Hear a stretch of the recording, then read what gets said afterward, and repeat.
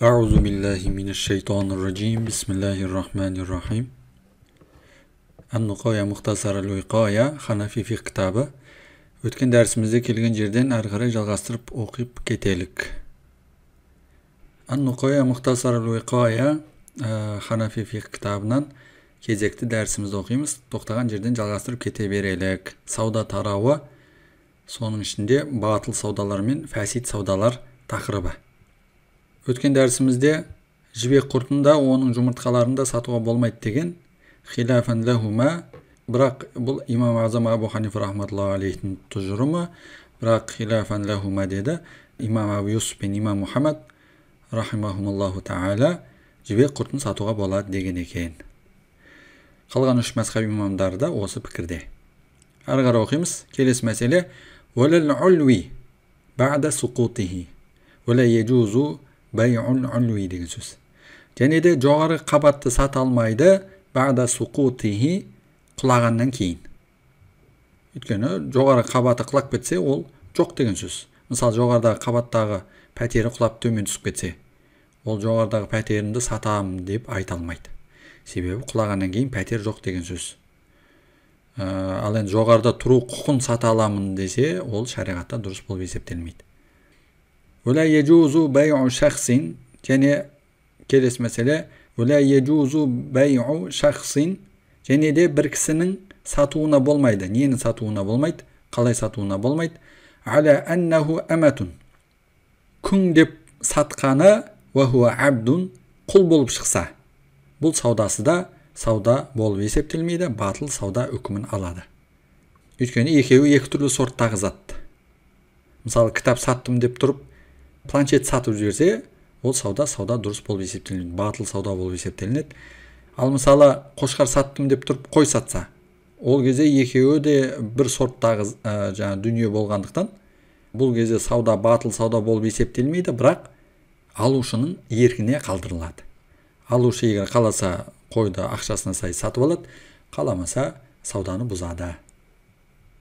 Келесі мәселе ва ширау вала яджузу ширау. Сондай-ақ вала яджузу болмайды, не болмайды? Ширау ма ба'a, сатқан затын қайтып сатып алуына болмайды. Би ақолла мимма ба'a, сатқан бағасынан кем бағаға. Қобла нақди саманихил ауал, бірінші сатқандағы ақшасы толық берілмей тұрып. Яғни ақшасы толық өтілмей тұрып, сатқан затын сол бұрынғы сатқандағы бағадан арзан бағаға сатып ала алмайды екен. Өйткені ондай саудада өсім туындайды. Мысалы, бір көлікті рассрочкаға миллион теңгеге сатты дейлік біреу. Алайда бір-екі ай өткеннен кейін сол көліктің құны толық өтілмей тұрып, ол көлікті 500 мың теңгеге сатып аламын десе, және солай сауда жүзеге асса, ол сауда фәсид сауда үкімін тудырады. Өйткені бұл жерде жасырын өсім бар. Сондай-ақ Айша анамыздың пәтуасына да сүйенеді бұл пәтуа. Және мына жерде ғалым айтты, би ақолла мимма ба'a деді, сатқандағы бағадан арзан бағаға сатып алам десе дейді. Ал енді тура сол сатқандағы бағасын берсе, немесе одан көп, одан қымбат бағаға сатып алам десе, ол кезде әрине болады. Сондай-ақ сатқан бағасын толық алып болғаннан кейін қайтып сатып алам десе, ол кезде де болады. Ары қарай оқимыз. Сондай-ақ вала яджузу болмайды.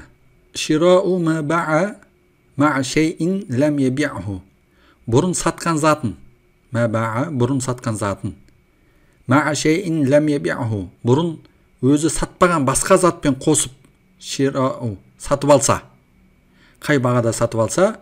Би саманихил ауал, бірінші бағамен сатып алса. Яғни әлі өтеліп болмаған бірінші бағаны беремін, сол бағада сатып аламын, қайтып сатып аламын десе, бірақ бұл жолы қасына басқа бір затты қосып бірге сатып аламын десе, ол кезде фима ба'a, ол кезде өзі бұрын сатқан затқа сауда жүрмейді. Ол кезде сауда фәсид болады. Ал бұрын сатпаған қосымша алып отқан затқа болса, сауда дұрыс болып саналады. Мына жерде айтып отқан сол. Мысалы, бір телефонды 100 мыңға сатты дейлік. Сол 100 мың теңгесі әлі өтелмей тұрып, алушыдан қайта сол телефонды 100 мыңға сатып алмақшы болса, бірақ бұл жолы телефонмен қоса планшет сатып алса, оның ол саудасы телефонға есептелмейді. Яғни телефонға фасид болады, өйткені алушы оның бағасын әлі толық өтеп болмаған. Ал бірақ планшетке сауда жүреді. Ол планшеттің бағасын төлеп, келісіп, сатып ала алады. Өйткені планшетті ол бұрын сатпаған. Әрі қарай оқимыз. Келесі мәселе, мысалы, саудагерде алушыда сауда барысында белгілі бір шарт талап көлденең тартып жатады.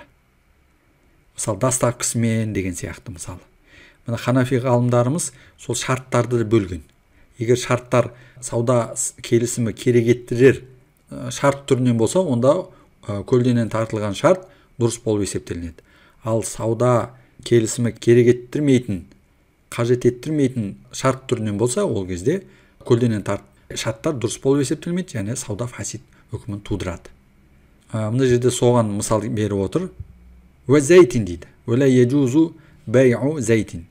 Майды сатуға болмайды. Немесе шира сөзінде қолдануға болады бұл жерде. Уәлә яджузу ширау. Сондай-ақ мынандай шарт қойып, майды сатуға болмайды дейді. Қандай шарт? Уәлә яджузу бәйу зәйтин. Аля ан юзана би зорфихи. Ыдысымен, зорф деген мына жерде май салынған ыдыс. Ыдысымен таразыға тартылсын, бірақ ваютраха би зорфи кәдә ротлан. Бірақ әр таразыға тартқан кезде мынанша литр сол ыдыстан шегеріліп отырсын деген шартпен егерде сатса. Немесе біреу сатып алса делік сондай шарт қойып. Бұны ғұлама лә яджузу бәйу деді. Бұндай сауда дұрыс емес деп отыр. Бұндай сауда фасид сауда үкімін тудырады. Өйткені бұндағы көлденең тартқан шарт сауда келісімінің қажет еттірер, керек еттірер шарттар қатарынан емес. Өйткені ыдыстың салмағын білмейді. Шамалап мынанша литр кем есептелсін деп отыр мысалы. Соған қатысты. Ал енді бірақ сол май салынған ыдыстың салмағы нақты білінсе, содан кейін салмағын майдың салмағынан шегерілсе ол болады. Ол жайында ғалым былай деп сөзін жалғайды. Бихиляфи шарты торхи уәзни зорф. Май құйған ыдыстың өз салмағын шегеруді шарт қосса, ол басқа. Ол кезде сауда дұрыс дейді. Мысалы, 5 килограмм май саттым делік, және ол майды сату барысында айтсам, майдың ыдысының өзі шамамен есептеген кезде, яғни шамамен деп отырмын, 1 килограммдай. Сондықтан да осы майды ыдыспен сатқан сайын 1 килограммды кем етіп есептеймін деп осылай шарт қоссам. Немесе жаңағыдай сатып алушы солай шарт қосса, ол сауда дұрыс сауда болып есептелмейді. Фасид сауда болып есептеледі. Өйткені мен ыдыстың салмағын нақты білмеймін, шамалап есептеп айтып отырмын. Мүмкін ыдыстың салмағы 1 килограммнан аз шығар, немесе 1 килограммнан көп шығар. Осылай шарт қосылса, ол дұрыс болып есептелмейді. Ондай сауда фасид сауда үкімін тудырады. Ал бірақ ыдыстың салмағы нақты білініп тұрса, мысалы ыдысты бөлек тартып алып, салмағы 1 килограмм екен нақтыланса, немесе 500 грамм екен нақтыланса, ол кезде 5 килограмм майдан 1 килограммын ыдыстікі деп солай шегеріп есептеуім керек. Мына жерде ғалым соны айтып отыр. Негізі бұл мысалда ханафи мазхабындағы саудаласқан кезде көлденең тартылатын шарттар түрі жайында айтқысы келіп отыр ғалым. Ханафи мазхабы бойынша қарапайым тілмен айтқан кезде, егер сатушы болсын, мейлі алушы болсын, әлде бір шарт қосса саудаға, ол шарттың түріне қарай үкімі өзгереді. Егер сауда келісімінің керек еттірер шарттардың бірі болып есептелінсе, ол ондай шарттар қабыл етіледі, және сауда дұрыс болып саналады. Ал сауда келісімінің керек еттірмейтін бөтен шарт қосылып жатса, ол кезде сауда не болып есептелінеді? Фасид сауда үкімін алады.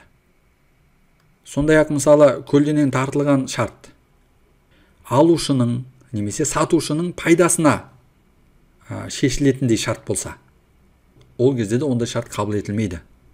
Ол кезде де сауда фасид болып есептелінеді. Ол жайында ғалым келесі мысалда айтады. Ал ол мысалды біз иншалла келесі дәрсімізде оқилық. Альхамдулиллахи роббил алемин.